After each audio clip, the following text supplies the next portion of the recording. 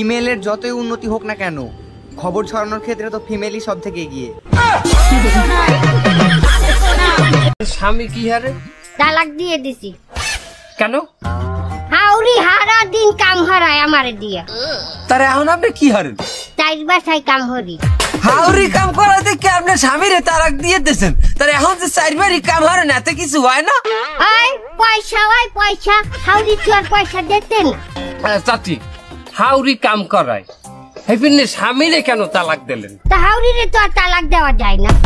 শোনেন, যে কোনো সমস্যা গোড়া দিয়ে উগলেই হেলাইতে হয়। আমি গোড়া দিয়ে উগলেই হেলাইছি, স্বামীরে তালাক দিয়ে দিই।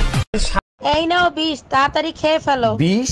আমি বিষ খাবো কোন দুঃখে? তোমার ইচ্ছা হইলে তুমি খাও। মার্কেটে একটা শাড়ি দেখে আইছি, 8,000 টাকা দাম, টাকা দাও। তোমার কি মাথা খারাপ হয়ে গেছে আমার কাছে বিষ খাওয়ার? এই নাও, कब से पूछ रही हूँ कि आपके जीवन की सबसे बड़ी प्रॉब्लम क्या है? बस मुझे ही देखे जा रहे हो, कुछ बताते क्यों नहीं? সবাই বলে সব সময় নিজের মনের কথা শুনবে, কিন্তু আমি সব সময় আমাদের ঘরের লোকের কথা শুনি, কারণ ঘরের লোকের কথা না শুনলে খাইতে দিবে না।